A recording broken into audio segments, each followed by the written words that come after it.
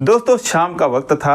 एक लड़का अपने शरीर की ज़रूरतों को पूरा करने के लिए दिल्ली के जीबी रोड स्थित तमाम कोठों में से एक कोठे के अंदर चला जाता है। अंदर जब देखता है एक से बढ़कर एक लड़कियां उसके ही जैसे लोगों के इंतजार में खड़ी थीं। एक बहुत ही खूबसूरत लड़की उसका हाथ पकड़ लेती है और उसके बाद एक कमरे में लेकर जाती है जहां पर उस लड़के की हालत खराब हो जाती है।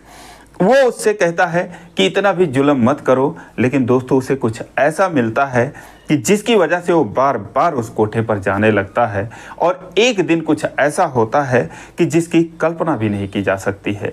दोस्तों एक बहुत ही रोचक कहानी है, बहुत इंटरेस्टिंग कहानी है। ये जानते हैं पूरी कहानी इस वीडियो में, लेकिन वीडियो में आगे बढ़ने से पहले बस वही रिक्वेस्ट कि आप वीडियो को लाइक कर दीजिए, चैनल को भी सब्सक्राइब कर लीजिए ताकि मेरा हौसला बढ़ता रहे।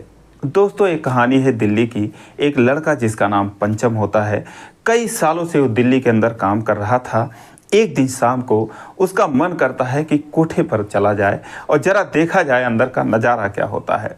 दोस्तों पहली बार कोठे पर जाता है, बहुत डरते हुए, बहुत ही सावधानी से, लेकिन जैसे ही कोठे के अंदर वो घुसता है तो वहाँ का नज़ारा देखकर दंग रह जाता है। सोचता है कि गजब के लोग हैं, जरा भी लाज नहीं है, जरा भी शर्म नहीं है। एक से एक खूबसूरत लड़कियां वहाँ पर अपने जलवे दिखा रही थीं, अपनी अदाएँ दिखा रही थीं। एक लड़की जो है वो पंचम का हाथ पकड़ती है और कहती है कि आइए सेठ जी आइए, बहुत दिनों बाद आए हैं, कहाँ पर थे आप? तो पंचम कहता है कि मैं तो पहली बार आया हूँ, कब आपने मुझे यहाँ पर देख लिया? तो कहती है अच्छा पहली बार आए हो, कोई बात नहीं, पहली बार जो आते हैं उनका स्वागत मैं ही करती हूँ। दोस्तों वो उससे 2000 रुपये ले लेती है और उसके बाद एक कमरे की तरफ जाती है और कमरे में ढकेलते हुए एक लड़की रहती है, उससे कहती है नैना जरा इसको देख ले और उसके बाद जल्दी भेज, संडे का टाइम है, बहुत भीड़ है। अब दोस्तों जैसे दरवाजे के अंदर जाता है, डरा तो पहले से ही था, उसे कुछ समझ में नहीं आता है कि पैसे कौन लिया और मुझे ये कहाँ भेज दी, क्या यहाँ पर चल रहा है। लेकिन दोस्तों अंदर जो लड़की बैठी थी उसे कहती है आइए सेठ जी क्या चाहिए आपको। दोस्तों जैसे उसकी आवाज़ सुनता है, उसका चेहरा देखता है, उसके पैरों तले ज़मीन खिसक जाती है। वो चेहरा कुछ जाना पहचाना लग रहा था, वो आवाज़ सुनी सुनाई लग रही थी। वो उसे गौर से देखता है, उसके समझ में नहीं आता कि क्या कहूँ, और ये सोचता है कि कहीं इसके नज़र में तो मैं कहीं जाना पहचाना नहीं हूँ, लेकिन ऐसा कुछ नहीं होता है। लड़की की तरफ से कोई हैरानी नहीं थी, तो वो इत्मीनान से बैठ जाता है। उससे कहता है क्या नाम है आपका? तो कहती है नैना नाम है। कहता है कितने दिनों से आप यहाँ पर हैं? कहती है बहुत दिन हो गए, क्या करेंगे आप जानकर। लेकिन दोस्तों फिर भी अब उसके दिमाग में एक अलग ही बात चलने लगती है। कहता है कि अब मैं जा रहा हूँ। नैना कहती है जा रहे हो, क्या हुआ? कहता है कोई बात नहीं, मैं फिर आऊँगा, लेकिन जब भी आऊँगा तो क्या तुम यहीं पर मिलोगी? तो कहती हाँ मैं तो यहीं पर मिलूँगी, अगर नहीं मिली तो किसी से बोल देना कि मुझे नैना से मिलना है, वो तुमको मुझसे मिलवा देगी। अब दोस्तों उसके बाद जो पंचम होता है वो अपने कमरे पर चला जाता है और कमरे पर जाते ही वो सोचने लगता है कि जिस नैना को वो देख रहा है वो आज से 18 साल पहले एक लड़की थी जो उसके साथ 3 सालों तक स्कूल में 6ठी, 7वीं और 8वीं में पढ़ी थी। क्या ये लड़की वही तो नहीं है? दोस्तों पश्चिम बंगाल के मालदा जिले का रहने वाला था और उसके गांव से उस लड़की का गांव 4-5 किलोमीटर दूर होता है। तुरंत वो फ़ोन उठाता है और अपने दोस्तों में से एक दोस्त को फ़ोन लगाता है और कहता है कि ज़रा यार उस लड़की के बारे में पता करो जिसका नाम प्रतिमा होता है। दोस्तों उधर से वो कारण पूछता है क्या बात है, क्यों उसके बारे में जानना चाहता है? बोलता नहीं ऐसे ही, तुम ज़रा पता करो। अब दोस्तों वो पता करने की कोशिश करता है तो जो उसको बताता है उससे उसे पक्का यकीन हो जाता है। दोस्तों प्रतिमा सन 2000 से ही गायब थी, उसका कोई अता पता नहीं था। अब जो है वो उससे बताता है कि क्या हुआ, तूने कहीं उसको देखा है?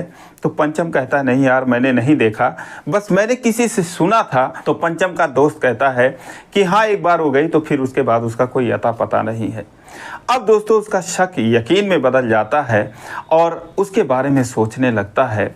1998, 99, 2000 में 3 सालों तक 6ठी, 7वीं, 8वीं में ये लड़की पंचम के साथ पढ़ी थी। उस लड़की का नाम प्रतिमा होता है। अब दोस्तों पंचम जो है फिर से अगले हफ्ते जाता है और फिर से वही लड़की उसका हाथ पकड़ लेती है और कहती है कि आइए सेठ जी आइए, कहाँ पर थे, बड़े दिनों बाद आए हैं। तो पंचम कहता है कि तुम्हारा एक ही डायलॉग है क्या, मैं तो अभी पिछले हफ्ते आया था, तुमने 2000 रुपये भी ले लिया था, किसी और के पास भेज दिया था। और उसके बाद कह रही है कि बड़े दिन बाद आया हूँ। तो कहती है कि अच्छा आप आए थे, चलो उस दिन गलती हो गई थी, लेकिन आज कोई बेईमानी नहीं होगी, तो 2000 रुपया लाए हैं क्या। तो पंचम कहता है कि नहीं, आज मेरे पास सिर्फ 400-500 रुपये हैं, मुझे नैना से मिलना है। तो कहती है अच्छा ठीक है, 100 रुपये मुझे दे, फिर तुझे उसके पास पहुँचा देती हूँ।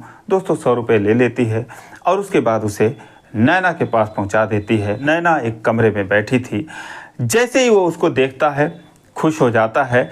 नैना भी उसे पहचान जाती है, क्योंकि उसकी मुलाकात पंचम जैसे लोगों से कभी कभार होती थी कि जो वहाँ पर आते थे और यूं ही चले जाते थे। तो वो पंचम को पहचान जाती है और कहती है कि आइए सेठ जी, क्या सोचकर आप आज आए हैं। दोस्तों बैठ जाता है। तो पंचम उससे पूछता है क्या नाम है तुम्हारा। तो कहती है नैना नाम है। कहता है कितने दिनों से काम कर रही हो। तो कहती है कि बहुत दिन हो गए, क्या करोगे आप जानकर। तो कहता है कि चलो कोई बात नहीं, लेकिन मैं एक बात तुमसे पूछ रहा हूँ, तुम क्या सच सच बताओगी। तो नैना कहती है क्या बात मुझसे पूछोगे। तो पंचम कहता है कि देखो तुम भड़कना मत और मेरे साथ कुछ उल्टा सीधा मत करना, बस मैं ये पूछना चाहता हूँ कि तुमने अपना नाम प्रतिमा से नैना कब रख लिया। अब दोस्तों जैसे ही वो ये बात सुनती है, उसकी आंखों से आंसू गिरने लगते हैं। हैरानी भरी निगाहों से उसको देखती है और कहती है कि कौन हो तुम। तो कहता है कि मैं कोई भी हूँ, क्या तुम प्रतिमा ही हो। दोस्तों अब वो क्या कहती, रोने के अलावा उसे कोई रास्ता नहीं सूझ रहा था। वो बोलती है कि हाँ मैं प्रतिमा ही हूँ, लेकिन मैं 18 साल से यहाँ पर काम कर रही हूँ, आज तक ऐसा कोई नहीं आया। तुम कौन हो, मैं तुम्हें नहीं जान रही हूँ। बोलता है मुझे नहीं जान रही हो, तुम्हारे साथ मैं 6ठी 7वीं और 8वीं में पढ़ा था। स्कूल का नाम बताता है, उसी स्कूल में मैं था, मेरा नाम पंचम है। तो कहती है कि पंचम। दोस्तों उसे नहीं पहचान रही थी। फिर वो 2-3 लड़कों के नाम बताता है, उसके साथ जो लड़कियां पढ़ रही थी 1-2 लोगों का नाम याद था। उसके बाद टीचर्स का नाम बताता है। तो कहती है कि हाँ मैं प्रतिमा ही हूँ और इन सब को मैं जानती हूँ। उसके बाद वो रोने लगती है, कहती है कि 18 सालों से मेरी ज़िंदगी यहाँ पर बीत गई। 16 साल की थी जब मुझे इस दलदल में फंसाया गया था, आज मैं 34 साल की हो गई हूँ। नैना कहती है कि मैंने तो उम्मीद ही छोड़ दी थी कि इस जन्म में भी मेरे अपनों से किसी से मेरी मुलाकात होगी। क्या तुम्हें मेरे माँ बाप के बारे में भी कुछ पता है, क्या वो जिंदा हैं, क्या तुम्हें मेरे भाई बहनों के बारे में भी पता है, वो गांव कैसा है, वहाँ के लोग कैसे हैं। पंचम कहता है कि सब ठीक हैं, तुम्हारे माँ बाप भी ठीक हैं और तुम्हारे बहनों और भाइयों के बारे में तो मुझे पता नहीं, लेकिन जब माँ बाप अभी तक हैं तो भी ठीक ही होंगे। अब दोस्तों पंचम उससे जानने की कोशिश करता है, उससे पूछता है कि तुम यहाँ पर कैसे आई। तो कहती है कि मुझे खुद नहीं पता मैं कैसे आई, बस इतना ही पता है कि मैं स्वेटर बनाने के लिए ऊन खरीदने जा रही थी और तैसे ही एक कार मेरे पीछे आती है और मुझे कार के अंदर खींच लिया जाता है। उसके बाद कितनी दिन कितनी रातें गुजर गईं, मुझे खुद नहीं पता मैं यहाँ पर कैसे आई और मेरे साथ क्या क्या हुआ। 6 महीने तक तो मैंने सूरज की रोशनी तक नहीं देखी, उसके बाद मैं यहाँ पर लाकर पटक दी गई, तब से मैं यहीं पर हूँ। मेरे साथ क्या क्या हुआ मैं तुम्हें क्या बताऊँ। यहाँ पर जितनी भी लड़कियाँ हैं सबकी ही कहानी कुछ ना कुछ मेरे जैसी है। हम सारे लोग जब भी फुर्सत में होते हैं तो एक दूसरे का दुख बांट लेते हैं। बाकी तो आप जैसे लोग जो हैं वो तो दिन भर आते ही रहते हैं। फिर पंचम नैना से कहता है कि तुम यहाँ से भाग क्यों नहीं गई। तो नैना कहती है कि जब तक हमारी बैलू थी, जब तक मैं 30 साल की थी, तब तक मुझे बाहर निकलने भी नहीं दिया जाता था, और जब अब मेरी बैलू कम हो गई है तब जो है मैं कभी कभार बाहर चली जाती हूँ। जब भी जाती हूँ तो कोई साथ में होता है। अब मैं सोचती हूँ जाऊँ भी तो कहाँ जाऊँ, अगर मैं अपने गांव जाती हूँ तो मेरे माँ बाप की बदनामी होगी, तो इसीलिए मैं भागने की कोशिश भी नहीं करती हूँ। हालांकि जब भी जाती हूँ कोई ना कोई साथ में जाता है निगरानी के लिए। दोस्तों उसके बाद पंचम कहता है कि अब क्या सोच रही हो, क्या तुम्हारी कोई इच्छा नहीं है। तो कहती है इच्छाएं बहुत थी, सारी मर गई हैं, ये समझो सिर्फ शरीर जिंदा है, आत्मा मर गई है। बस यही इच्छा है कि एक बार अपने दूर से अपने परिवार वालों को देख लूँ, उनका चेहरा देख लूँ, एक बार अपना गांव गिरांव देख लूँ। बस यही इच्छा है, इससे ज़्यादा क्या कहूँ, कौन है हमारे आगे पीछे। तो पंचम कहता है कि मैं तुम्हें तुम्हारे गांव ले चलूँगा, तुम्हें मैं अपने घर ले चलूँगा। तो नैना कहती है लेकिन मेरा यहाँ से निकल पाना असंभव है, और अगर मैं किसी तरीके से निकल भी गई तो वहाँ पर तो मुझे लोग एक्सेप्ट नहीं करेंगे, फिर मैं कहाँ जाऊँगी। तो पंचम कहता है कि क्या तुम मेरे साथ रह सकती हो। तो कहती है क्यों, तुम्हारी पत्नी होगी, तुम्हारे बच्चे होंगे, तुम्हारे माँ बाप होंगे, परिवार होगा, समाज होगा, वो लोग क्या कहेंगे। तो पंचम बोला मैं किसी को नहीं मानता, मेरी पत्नी मुझे छोड़ के जा चुकी है, मेरी 11 साल की बेटी है जो अपने ननिहाल में रहती है, और जब मैं वहाँ पर जाता हूँ तभी वो मेरे साथ रहती है, जब मैं दिल्ली आ जाता हूँ तो फिर उसे ननिहाल छोड़ कर आता हूँ। तो नैना कहती है कि मेरे इस तरह ज़िंदगी गुजारने के बाद क्या तुम मुझे अपने साथ ले जाओगे, क्या तुम मेरे साथ उठना बैठना भी पसंद करोगे। पंचम कहता है क्यों नहीं, जो भी हुआ तुम्हारी मर्जी से तो हुआ नहीं है, अगर तुम मेरे साथ रहने को तैयार हो तो मैं तुमसे शादी भी कर सकता हूँ। अब दोस्तों इतना सुनने के बाद जो नैना थी या जो प्रतिमा थी फूट फूट कर रोने लगती है, उसके गले से लिपट जाती है, लेकिन फिर अगले पल अलग हो जाती है।